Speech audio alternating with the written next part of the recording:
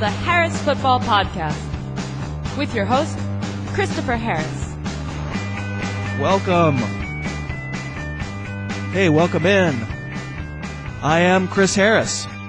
By the process of deductive reasoning, I have established that this is the Harris Football Podcast. Thank you very much for listening. That Monday night game was butt. Yet, of course, in a few moments, I'll have no choice but to talk about it because we talk about all the games here on a little podcast that could. If you're just tuning in for the first time, that's our deal on Mondays and Tuesdays. I review film from all the games. But of course, we do take a little break here and there to have a different kind of fun. Some would say a slightly more insane kind of fun. And much of that insanity is captured in the listener-submitted songs we play, and I wanted to mention that now we have a page where you can listen to every one of the songs that have been submitted. That's right, from Duck Hands to 3 versions of Flexual Healing to Trade for Girly to Coughing Wench. You can listen to them all. Go to harrisfootball.com/mixtapes. They're all up there. I could barely get through reading 4 of the titles without cracking up. If you can get through listening to all the songs without cracking up, you are officially a more stoic person than I. Today's kickoff.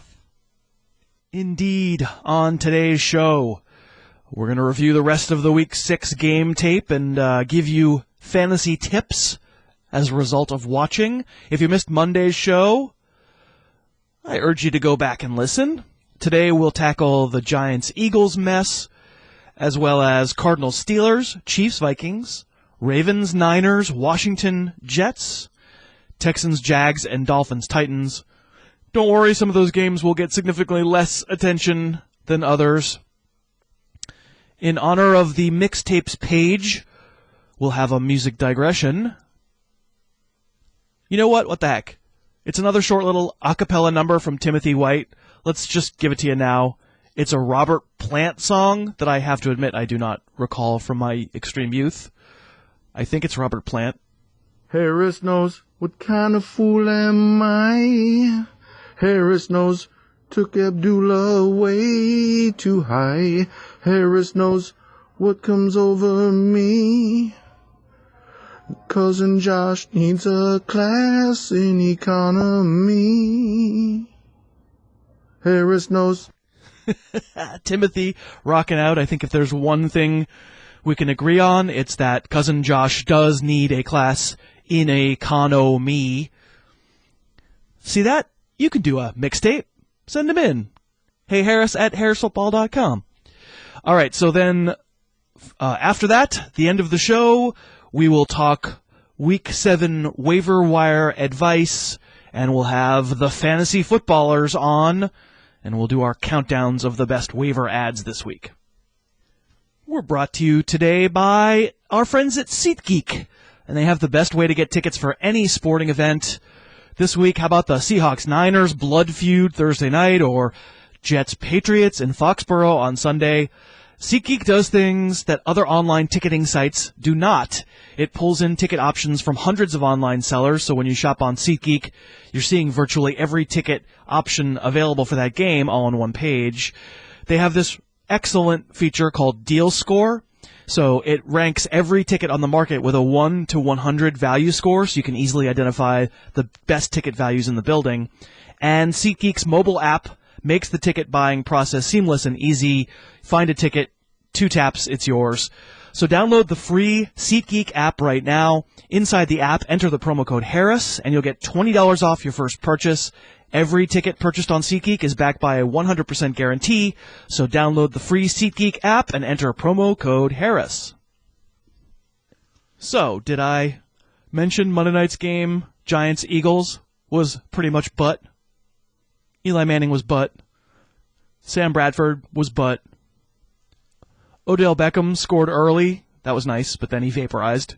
Duck Hands Donnell displayed his duck hands to a national TV audience to the point where about 100 of you tweeted me at just about the exact same moment decrying the duck hands of Duck Hands Donnell. That That part was awesome. Re-emphasizing this podcast as the greatest listeners around. Jordan Matthews, Duckhands Jr., he did his Duckhands thing. I know he took a big hit on his interception / fumble, whatever it was. But he was dropping that ball before he ever got hit. There wasn't much going on here, not a ton that I don't think we can learn, except, I'll say the Eagles defense is good, especially against the run. Maybe the most significant thing I took away from Monday night was the Philly offensive line. You can see obvious improvement. Those zone stretches that were a disaster in the first month, much cleaner now. There were huge lanes on a few inside zone runs. Those are a little trickier to block too. As a result, the running backs found some space. I do think it's pretty funny to hear John Gruden voice the concerns of many Philly media members, which is, oh no, DeMarco Murray's used to running out of the I formation and getting a running start, and this offense needs him to run laterally and get handoffs out of the shotgun. It's funny. It seems to me, I remember the consensus being, oh, that darn LaShawn McCoy not being decisive enough, trying to stretch everything wide and not running north-south enough. It's a big ball of nonsense that Murray's style is somehow not suited to Chip Kelly, or that Ryan Matthews even varies in style all that much from Murray. They're really similar. The culprit was the line, and I'm heartened by the fact that the line has made progress, or at least it's made progress the past 2 weeks against two, not so good defensive fronts, or you could say undermanned defensive fronts. Next week, Philly gets the Panthers. That's a different kettle of fish, as they say. I don't imagine I'm suddenly going to raise Murray into my top 10 running backs in what I think is a very hard matchup, but there are some good signs.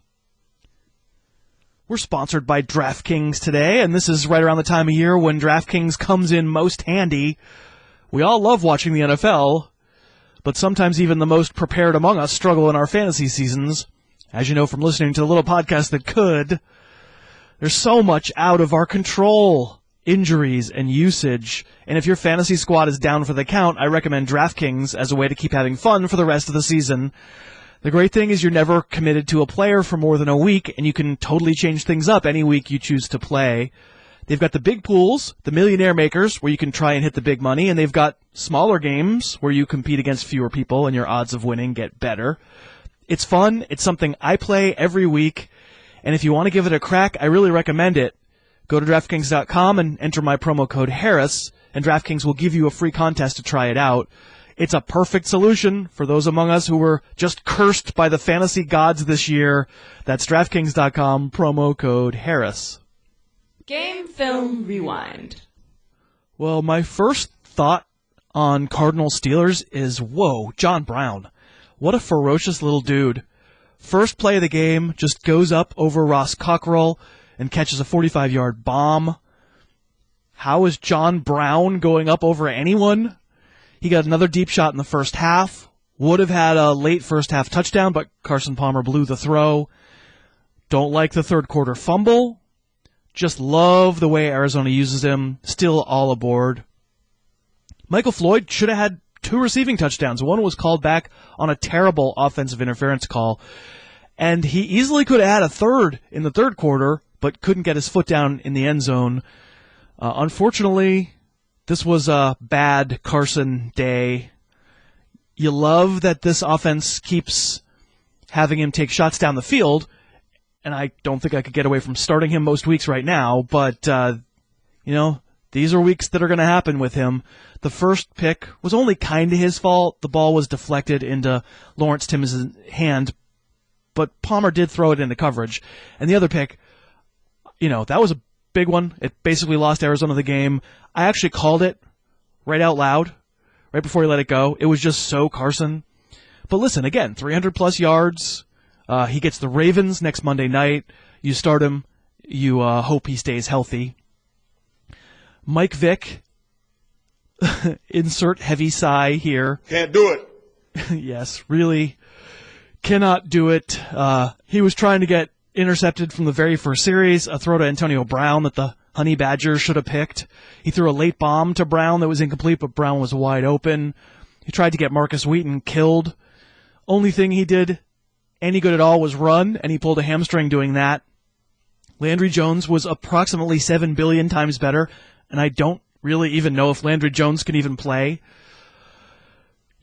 I guess on some shows you'll hear the narrative, Landry Jones practices with Martavis Bryant on the second team, so that's where all that chemistry came from, which is really dumb. But, I don't really care about the reasons. We'll take 2 touchdowns from Martavis in his return. Antonio Brown certainly needs at least Landry Jones to play if Big Ben can't play. It's frustrating for Antonio Brown owners. It sounds like Week 7 is not the Big Ben return week. It's coming. You got to hang in there. What else? Andre Ellington. A few more highlight plays, high-impact plays. Really should have had a touchdown if Palmer had thrown him a good ball. But Andre Ellington played 9 snaps Sunday. So again, can't go crazy about him, just like last week's results. But I will say this on tape. Chris Johnson looked a lot more like I expected he'd look to begin the year. Lacked moves. This time, did not find much room to run straight ahead. And that's I think all he can do right now, and he's been terrific doing it until this game. I stand by my prediction. At some point, Ellington will be heard from in a much bigger way. For sure, this week, Johnson has to be ranked higher. Just be on the lookout. Just be on the lookout, because Chris Johnson started to look like what I expected him to look like in Week 6. And by the way, Mike Tomlin going for 2 in the second half, up 2. That is not a smart coaching move. In Chiefs-Vikings, we all wanted to see what the story would be with the Kansas City backfield. It was not a good story. Okay, so first of all, the first carry went to DeAnthony Thomas. If that's any indication, the story did not start well. So the total snap count was 43 for Charkandrick West and 19 for Niall Davis. And neither guy did much of anything. Davis had 1 nice catch and run. I think, the key moment for this running back tandem was probably with the Chiefs down 6, trying to drive and win the game. West gave up a fumble. It was popped out by his own offensive lineman.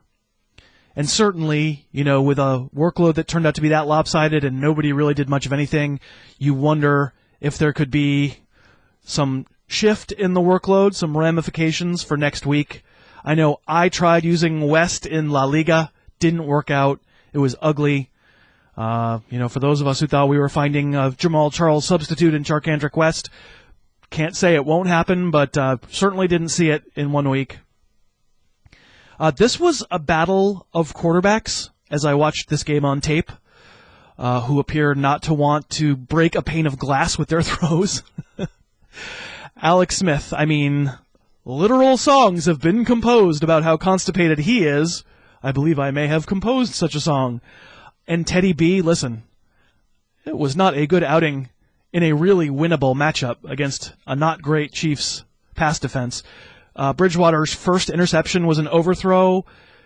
Maybe he was getting hit as he threw it, but you can't make the second one. Up 10 in the fourth quarter. He leads Mike Wallace too much.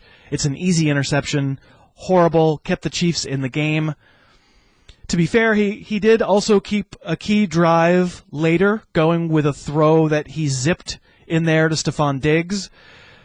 And, that shows that Bridgewater does actually have an arm. He just doesn't flash it all that often. And the Vikings just aren't always very aggressive in the pass game. Okay, but the big guy we want to talk about is Diggs, right? It's pretty good stuff on tape. He put both of the Chiefs starting defensive backs in the torture chamber pretty early in this game. He ate up Marcus Peters on a little stop route. He took out Sean Smith on a simple little back shoulder fly. This is 2 big games in a row for Diggs, and you can kind of see Charles Johnson's role completely slipping away. I always say this, we can't promise usage. We don't know if Diggs has really supplanted Johnson. And again, not much aggressiveness in this Vikings pass offense, for all its crutch argument Norv Turner-ness. Diggs is probably worth adding, despite all that. I'm not sure I can start him right away, but I certainly adding him and holding him. listen, I was really disappointed in Wallace here, right? He had a nasty downfield drop. He maybe could have been credited with another downfield drop on a throw that would have salted the game away. Wallace, he didn't do much else. And this, like I said, was a prime matchup. I had shares of him in DFS, and he crunched me hard. He looks hard to trust right now. I'm probably not starting any Vikings wide receiver, but, some guy on that team is 2 for 2 in terms of getting a lot of work and then producing good numbers as a receiver, and that's Stefon Diggs.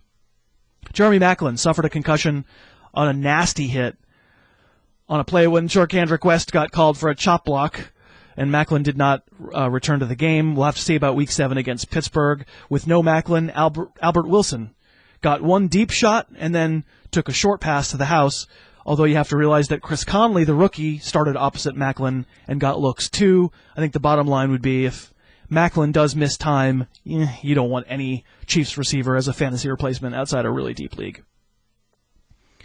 In Ravens-Niners, well, we had all sorts of pregame convolutions. I roll. Yep. Knew it when I said it. Despite all the, what should I say, the pregame worrying about whether Justin Forsett and Steve Smith and even Crockett Gilmore would play, they did all play. Forsett's ankle didn't look like it was limiting him to me. He was okay. But his inherent limitations because of his size reared their heads as he was stuffed from the 2, but still a fine effort. Buck Allen didn't play all that much. Maybe he could have caught a long touchdown, but he didn't. Steve Smith was awesome. Should have been even better. He dropped 2 end zone passes in the second quarter on 2 different possessions, but he did finally get his touchdown late. Gilmore played a bunch, but so did Max Williams, and Williams is really starting to get more looks, and it feels like this is a situation where the 2 guys are probably going to start to cancel each other out until one of them takes the lead. They just seem to rotate. Carlos Hyde collapses in the third quarter, non-contact. Certainly, I saw that and I was like, oh man. But then, thankfully, he came right back in the game. Apparently it was an ankle injury, but, he was able to play on it, so nothing that should prevent him from playing Week 7, Thursday against Seattle. Tough matchup, but Jonathan Stewart just did good work against the Seahawks. Colin Kaepernick tried to throw a first-quarter interception to Jimmy Smith. It was right in Smith's hands, and he botched it. Overall, Cap was probably about as good as he's going to be. Made his bones on a few long passes, otherwise played it really, really safe in a game where it felt like a good quarterback could have blown the Ravens' doors off. And Joe Flacco, I wrote a preview for him for ESPN this winter, and I talked about how there is no quarterback in the league who can be so variable from game to game. Play to play, My God. In the second quarter Sunday, Flacco threw one 6 feet over Kamar Aiken's head over the middle. Very next play, throw it to Aiken, who had 2 linebackers right on him. It was picked. And then, he turns around, looks great, zipping a couple passes to Steve Smith. Then he backpedals in the third quarter and throws an interception with literally nobody near the ball, like a punt on first down in Niners territory. What goes through this guy's head? It's like a lot of times I'll get tweeted by a newish fantasy player, and they'll be like, you don't give Joe Flacco any respect. You should rank him high. Look at these 3 games where his numbers were awesome, they say. And even here, in this game, 300 yards, 2 touchdowns, but those people who say that, they have never owned Flacco. He's as up and down as they come, and it is mystifying. What's crazy about Washington against the Jets is Washington was up 13-10 at the half, and Kirk Cousins was doing his newfound Kirk Cousins thing, just managing, letting the other team shoot themselves in the foot, which the Jets were also happy to do. Eric Decker and Brandon Marshall fumbling. Decker coming real close to fumbling again. Ryan Fitzpatrick throwing a late first-half interception. And then Cousins comes out in the second half, holds it too long, doesn't step into a throw, challenges Darrelle Revis. Many of those things are very counterproductive to your success as a quarterback. Next thing you know, pick. Very next play, Fitzpatrick scrambles for a touchdown. And, the snowball just starts rolling downhill. Even with no Matt Jones, you couldn't trust the Washington running game. But that's not a surprise against this defense. And, you can't trust the Washington passing game as currently constituted either. Going the other way, Chris Ivory, man. Okay, to be fair, when Zach Stacy got a couple looks in the third quarter, he got to run through huge holes too. And so, all due credit to the Jets offensive line. But if you've listened to me for years, Chris Ivory, really like that guy. I was too low on him this week, fearing what looked like it might be a tough matchup. But man, Ivory might not last. He's an injury waiting to happen, but boy, give me guys like Chris Ivory. If you told me Marshawn Lynch had his body transplanted into a Jets uniform last week, I would believe you. He was ferocious. Counterintuitive opinion of the day. Jags, Texans. I know it's exciting the amount of offensive skill talent Jacksonville's starting to amass. I'm not exactly sure how really special Allen Hurns is, or really even Julius Thomas, but Allen Robinson, TJ Yeldon, I think they're going to be terrific players. I just don't think it matters because you don't have the quarterback. I now count one good game out of 6 for Blake Bortles. I know the numbers were good in week 6. He threw for over 300 yards. I can't pick players based on what they just did last week and the numbers in general, because I think if you pick based on the box score, I think you lose. He's not playing well. That's the bottom line. And when guys aren't playing well, you just worry that there are, huge, massive negative games coming. Down 3, 17 seconds left in the first half, on the Houston 10. You know what Blake Bortles can't do? He can't turn the ball over. And he throws a pick where if one guy didn't get it, the other guy would have gotten it. The second pick, as the Jags were hanging on by a thread, I think maybe you could say Julius Thomas ran a hook when Bortles expected him to run an out, but that just doesn't happen with good quarterbacks. 116 of Bortles' yards came with the score already determined, a blowout. They were empty calories. I'm right back to not believing it all. And Allen Robinson, he's a must start. I think Hurns is an okay player, often benefiting from trash bag time. Hey, listen, I'm glad for that late score. I started him in large. But Hurns had one target in the first half and one catch before the Jags were down 17. So, calm down, box score readers. For the Texans, I think they make it pretty easy for us. It's Arian Foster. It's DeAndre Hopkins. If a defense isn't scheming to stop him, he'll eat you alive. It does not matter who the quarterback is. Finally, Dolphins-Titans. Finally. You couldn't live without your Antonio Andrews update. Actually, the running back that fantasy players care most about here is Lamar Miller. I told many folks this weekend that I'm willing to leave Miller on my bench and miss his first good game back. And here it was. And I don't have regrets, but here it was. Do you think there was a mandate to get Miller involved early? First 4 plays of the game on offense for Miami went to him. He gained 4, 14, 4 on a catch, and 3 on a run. Not unbelievable, but baby steps.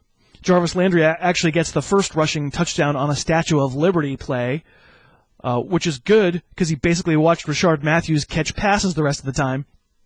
But no worries for Miller. Next drive, he had carries of 6, 4, and 22. Next drive, 20 yards before Tannehill throws a pick. Next drive, 2, -2, 11, 7 for the touchdown.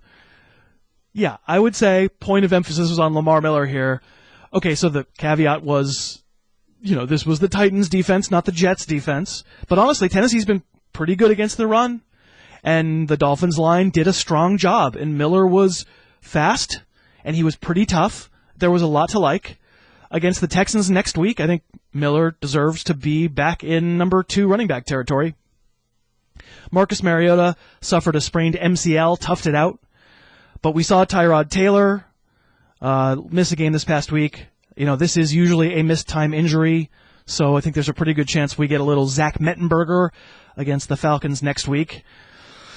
And running back in Tennessee, Dexter McCluster started this game. A little thumb in the eye for anyone who doesn't quite believe that Ken Wisenhunt hates you.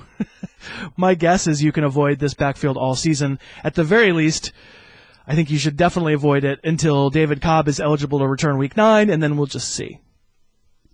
Today's guest. And today's guest, it's 2/3 of the fantasy footballers. You can follow them on Twitter, and you should. You probably already are. They're fun. They're cool. They have a great daily podcast as well. They're on Twitter at the FF Ballers. No Mike today, but we have Andy and Jason from the Pacific time zone very early. Thank you guys for being here. How are you? We're doing good. Doing great. It's always fun to talk waivers. It is fun to talk waivers, and that's what we're here to do. I've finished the tape review for the Week 6 fun extravaganza, and we're going to count down, as is our wont on this little old podcast. We're going to count down our top 5 waiver ads of the week. As always, our criteria are, roughly a third of Yahoo leagues or fewer ownership, which means, actually, I'll start this. He's probably he's not on my list. Maybe he's not on your list. Kristen Michael wasn't eligible for our list today, at least as far as I was concerned. If you have him on your list, it's fine. But he's owned in 38% of leagues as of our recording this. But it's about to be way more than that, right? Because Sure. now reporters have said that Michael was running with the ones on Monday, and obviously reporters have never been wrong about usage ever. So the good news is we get to rely on this idiot again. I have shares of Michael in some deeper leagues. What's your guys' thoughts and your advice to folks thinking about adding him or even starting him, in 10 or 12 team leagues? It is kind of sad that Mike couldn't be on the show today to talk Michael specifically, only because we've had continual debates on the show about him. Mike's actually been on the Michael train since the beginning of the year, and that comes completely from a lack of confidence in obviously Darren McFadden and Joey Randall over there, which I don't blame him for. I don't have a lot of confidence in Michael, simply on the basis that, the athleticism and the kind of stat freak has never translated, and I just don't know if that will, but the lack of confidence in the other two guys puts him on the table. So he was actually our number one this week. Okay. And we were looking, I think we were looking on ESPN, and it was 31%, right around there. The reality is just, it's rare to get a starting running back off of waivers. And while Michael very well could not be, in fact, probably isn't, he might be, and he might be behind a great offensive running team. So, you have to take that gamble because, there's so much garbage on the waiver that you pick up for hope. And this one has a lot more evidence that says it could work out. Never let it be said that I can't wreck every single segment by spoiler alerting everything by ruining your number one pick. That's all right. We'll throw another guy in there for you, so we'll be all right. That's fine. So let it be known that that's the number one. And, and I'm not sure he would be my number one. We'll see when I get down further into my list. What would you say about starting him? I mean, are you going to have him, A, rated higher than any other Cowboys running back this week based on the say-so of some reporters who've had information leaked to them, and B, if so, how high can he be, and how likely is it that you would ever start him without seeing him as a starter ever? Yeah, I mean, it's going to be team dependent, right? I mean, if you have a major need and we get more news as the week goes on in the practice reports, I think as of this exact moment in time, we think he'll start, but that could be very timeshare orientated. I mean, they play the Giants in the afternoon, so I'm not sure how many people are going to roll him out week 1. I wouldn't recommend rolling him out.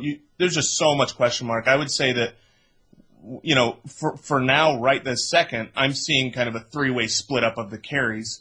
I doubt that they would, even if they make him the number one, that they just go, okay, you're the number one and you're it. So, you're going to get, I think for all 3 running backs there, I'm hesitant to really start any of them. But like Andy said, it's team dependent. If you have a need, you can take a good gamble.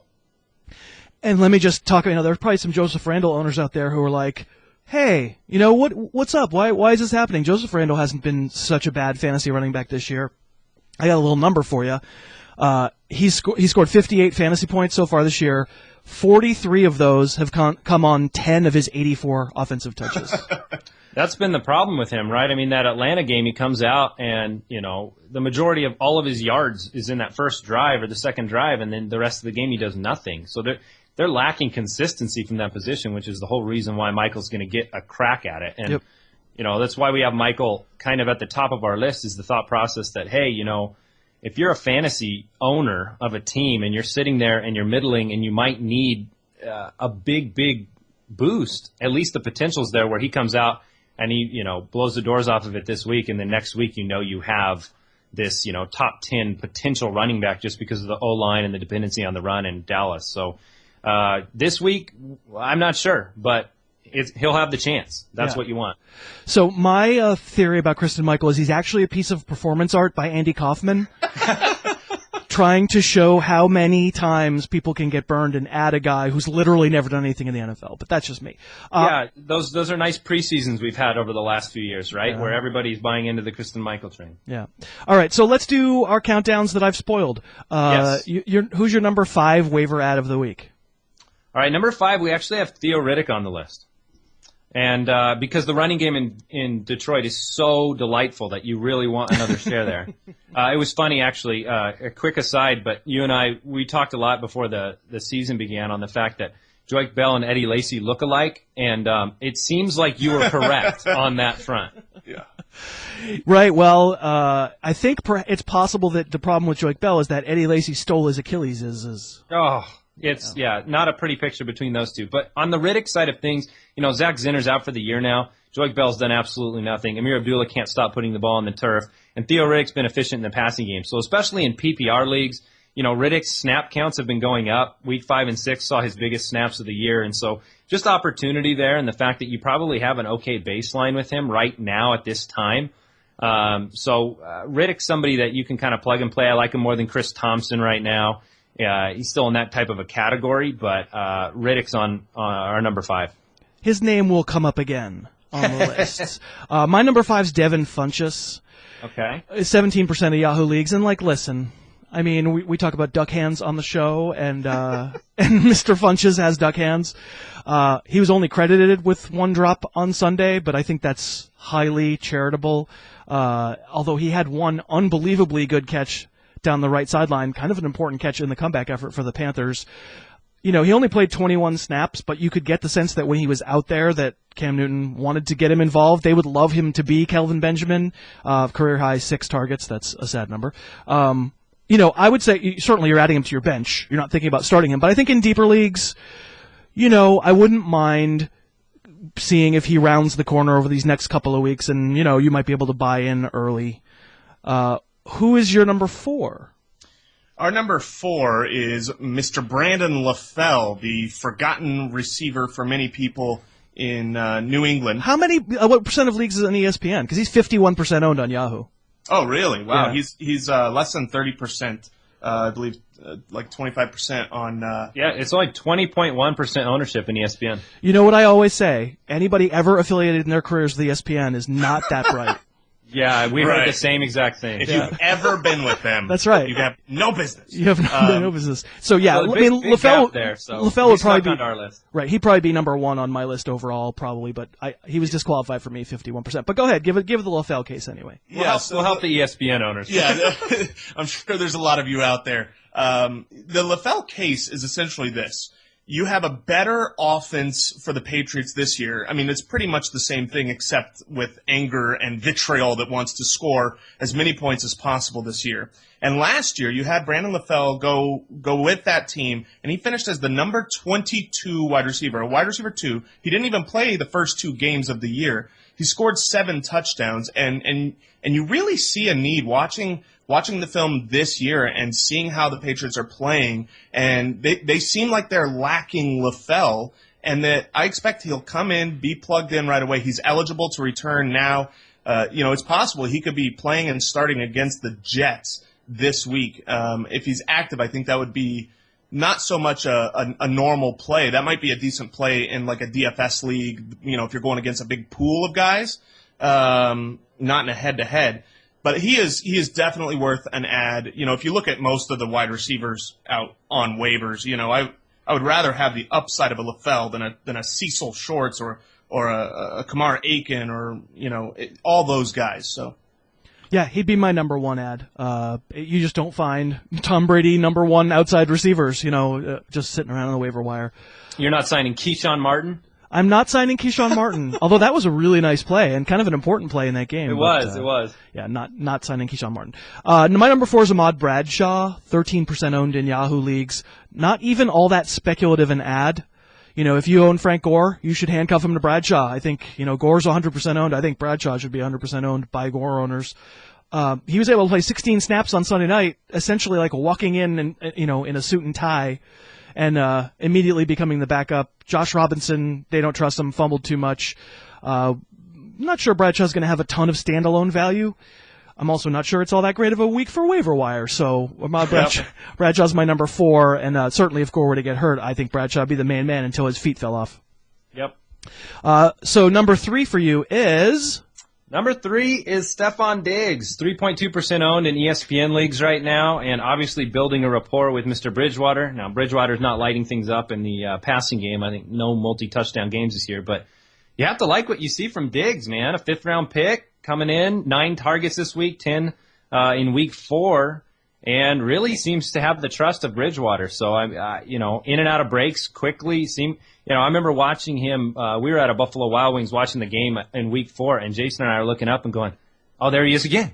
Who is that guy? There he is again." And so Diggs is somebody that, when I'm signing somebody off the waiver wire, I like upside, and I see the upside with him. Another name that will recur as we go along. And I love how we slipped in the Buffalo Wild Wings sponsorship there, right? Oh, I wish. Snuck it right in there. That's that's a pre-teaser for, they'll make an offer later. So we've got pro Buffalo Wild Wings, and this show a little bit anti-Chipotle when Cousin Josh comes on. He's not Oh, be careful there. We may never come on. Good thing Mike's not here. Not a big fan. Chipotle's number 1 fan. Right, well, I think Cousin Josh actually likes Chipotle just fine when it's not the Chipotle right him. There you go. He's a big fan. And actually, I think they sent him a gift. He tweeted out that he got a gift card in apology for his bad customer experience at Chipotle. And it had a really strange picture on it. People should follow at Detective Fish, and you can see the... Anyway. All right, so number 3, I don't need to go on too long. It's theoretic. 21% in Yahoo. For all the reasons that you said. He's actually first among all NFL running backs with 33 catches. Clearly a must-own in PPR league. Even in standard scoring, I think there's some appeal. Not a fast guy, not a burner, but, I think he has Amir Abdullah's level of quickness-ish. If Abdullah's going to fumble, Riddick is an okay substitute, so I'm with you on that one. Totally agree. Who's your number 2? Our number 2, I'm really actually curious to see what his percent ownership is in Yahoo, because when we were first talking about this list, we were thinking, well, he wouldn't even make it. He would not be, he's got to be more owned. But he's only owned in 29% of ESPN leagues, which is Marvin Jones. Do you know his ownership on Yahoo? I do think he's eligible for this. All right. Well, there you go. Marvin Jones is a great pickup because 36%. Sorry, 36%. There you go. He has both things you're looking for in a waiver wire. Andy talked about looking for upside, and generally that's what I want. Well, Marvin Jones has both upside and a little bit of consistency where I can start him, I can flex him, and I'm not just waiting for some big blow-up potential, but he's part of what is undoubtedly and crazily a fantastic offense right now for the Cincinnati Bengals. And, of course, he has clearly the best quarterback. He's got the Red Rocket throwing him the ball. But you see, coverage going A.J. Green's way, of course. Marvin Jones is a guy we talked up preseason as a guy to draft as a late sleeper. He's got 3 touchdowns on the year, and his usage, he's got games with 94 yards, last week 95 yards, 9 catches, and he's the number 25 wide receiver overall on the year. There is no reason that his usage should really change from that. So you're talking about, a wide receiver 2 flex option week in, week out on a good offense. So he's a guy that I think has to be owned in all leagues. Well, last 2 weeks, 8 and 11 targets, and that's what you care about. The problem you have there is that 3 of the first 4 weeks he had 4 targets or fewer.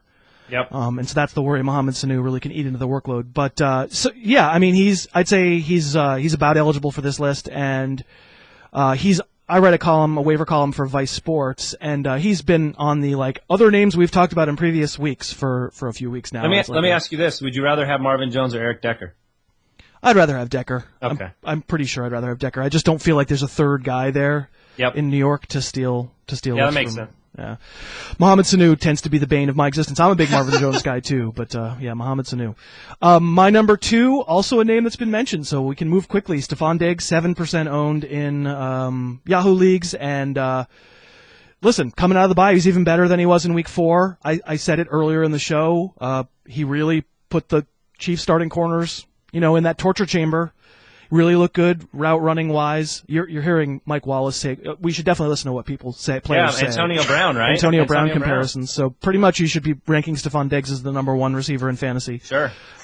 But yeah, I mean the questions are legion because we've got Charles Johnson maybe coming back. What's his deal? Is he going to supplant Stefon Diggs? We've certainly got the questions of Bridgewater. Yep. Taking chances down the field. But worth an ad, I think worth a look in all leagues. And so your number 1 was Kristen Michael. Is it still Kristen Michael? Do you have another name? It is still Kristen Michael. I can throw another name at your listeners, though, to pay attention to this week, which is he was in consideration for kind of that 5th spot with Riddick for me, which is just a 1-week start of Robert Woods this week. Harvin didn't travel to London. Watkins is on crutches, 6 targets last week for Woods. So if you need a spot wide receiver start, I think you can look at Robert Woods this week. Good one. I didn't actually have him on my list. I like it a lot. Robert Woods is a smart 1-week thing. My number 1 didn't make your list, and maybe it's because ESPN ownership is different, but in Yahoo leagues, James Starks is available in about 80% of leagues. And the Packers are on bye this week, so you're not going to get anything from him in week 7. But we mentioned Eddie Lacy earlier. I have complete at a loss to explain what the hell is going on with Eddie Lacy. This past week was crazy. This was supposed to be his breakout opportunity, and instead James Starks was the starter. I guess it could be the ankle. I'm somewhat skeptical considering Lacy was able to play and got stuffed in the red zone and fumbled, and it looked like to me Starks was the starter. I would be adding Starks in all leagues with the idea that, all right, I got a week to listen to all the misinformation, and then I'll take a look against Denver, and then, maybe after the Denver game, I've got Green Bay starting running back. Yeah, that's the text we got in the middle of the game from Mike, because he owns Starks in one of our leagues, and he just said, I have the Green Bay running back? Okay, we didn't see that coming. I mean, there's a chance they just didn't want to put Lacy out there in those gold pants too many times. I'm not sure. Yeah. But, no, I mean, you talk about busts. I mean, Lacy's making people cry right now. So I like that. That's a great number 1. He was eligible, so we kind of missed him there at 23%. He's more than a handcuff at this point. So right. I like it. And he's not gonna help you this week. So sure. If this is a show dedicated to I need help right now, I did not help anybody. So in terms of fab, let's say you had a $200 budget. Since Kristen Michael was your number 1, let's say people are in leagues where Michael's available. What's your dollar bid? Do you think out of 200 that you'd throw out there for Michael? I can tell you mine, but it's really dependent. The thing with fabs, obviously, it's very, very league dependent, need dependent and things like that. For me, I see this as if we're on a $200 budget, as like a $40 ad. He's worth a gamble to me where I want to have him, and I'm willing to pay heavily for that. However, I'm not willing to completely break my bank and go more than, 20% of my year, because there are so many question marks. Even if he becomes the number 1 and he is the de facto starter, you still don't know how the other guys are going to eat into the workload. So I pay for the risk. I take it because he's a chance at a starting running back on a good offensive line. But I'm not going to go much higher than that, which means I might not get him in. Yeah, I was going to say, I and you probably wouldn't if you're in a league with me. I do not like Kristen Michael, and yet I think if I was a team, that's sitting at 3-3 and in fantasy right now, I'd probably spend $75 on Michael, if not a little bit more, just for the opportunity if I'm running back needy to have somebody to throw in there. They don't grow on trees, and so I think the risk is worth it. I'm not, I'd rather take the shot on him and see if he is it's a league winning type of move if it works out somehow. So. Which is exactly the same thing I said about Charkandrick West last week, and it's true. There you go. There you go, yeah. And it seems like it's not going to turn out to be true for Charkandrick West, at least based on the early returns, but the same logic holds, which is these guys, how many more running backs are going to tear their ACL the rest of the year? Hopefully not that many. Right. And so you're right. He's a big bid. If Brandon LaFell were my number 1, I would say I'm not what'd you as spend on him? Yeah, I'm probably not going to spend quite as much because it's a wide receiver and they're not as scarce. But I would say over 50. Yeah. If I really needed a wide receiver, I'd say over 50. And if someone wants to spend $100 on him, I mean, they can have him because we don't really know what the status of that foot is. It's the Patriots. Yeah, that's been my question with LaFell is not so much will he be good when he's back, it's when will he really be back, Yep. Yeah. So just deeper, I'll throw out a few deeper league names that you guys don't even really need to respond to. Just folks like to hear us say, for we have some expert users who listen, and so a few expert names. David Cobb, eligible to come back week 9, owned in 6% of Yahoo leagues. You mentioned Chris Thompson in a PPR league, 7%. I have a feeling about Brian Quick coming out of the Rams bye. Owned in 13% of Yahoo leagues still. Feels to me like he's a good player. I'm not going to say he's great. It's still Nick Foles at quarterback, but maybe this is what they were waiting for to really unleash him, the shoulder, being what it's been. Robert Turbin, listen, it's the Browns. I'm not excited about it, but he played, and if you need a platoon back, 2%. And then I thought your mention of a Bills receiver was really good. If Jeremy Maclin winds up missing time, because that was a nasty-looking concussion, Albert Wilson and Chris Conley both 0% owned for Kansas City. I think I would err on the side of Albert Wilson as the veteran. Of course, I don't want to use either guy, but, hey. Sometimes beggars can't be choosers. He did have one good play. That's right. And actually, he got a couple, I guess. Yeah. And he got targeted on a long one. And, of course, it was Alex Smith, so it was thrown as though it would not break a pane of glass. Yeah. Hey, boys, thank you so much for doing this. It's very helpful, and I hope folks will follow the Fantasy Footballers on at the FF Ballers on Twitter, and definitely listen to the podcast because it's a lot of fun. It's 3 voices. You guys have a ton of fun week to week or day to day talking about this stuff. I don't know how you do it because you guys all have like families and like jobs and stuff, right? Used to. No, I'm just right. We got rid of all that nonsense. No, we make it work. We have fun doing it, like you said, and we're always happy to come on and talk with you, Chris. And I will be on your show, the Fantasy Footballers, next week. Really looking forward to coming on there. It's awesome. I think we're sort of the 2 podcasts in the fantasy world that are independent and out there, and I really love supporting you guys, and I feel supported by you. Thank you so much for coming on. All right, we'll talk some Joik next week. He'll be active. Let's go. And that's our show. Thank you so much for listening. Remember to check out the mixtapes on harrisfootball.com. Your fellow listeners are creative geniuses. Plan on spending the hour before Thursday night's kickoff with me via live streaming video. You can ask me questions, and I'll answer them in real time. Go to harrisfootball.com/videos for more info. I hope you have a great rest of your day, and I'll talk to you tomorrow. The Harris Football Podcast's opening theme is Under the Gun by Apex Manor. The end theme is Tooth and Claw by OU Villain. Subscribe to the Harris Football Podcast on iTunes and never miss an episode.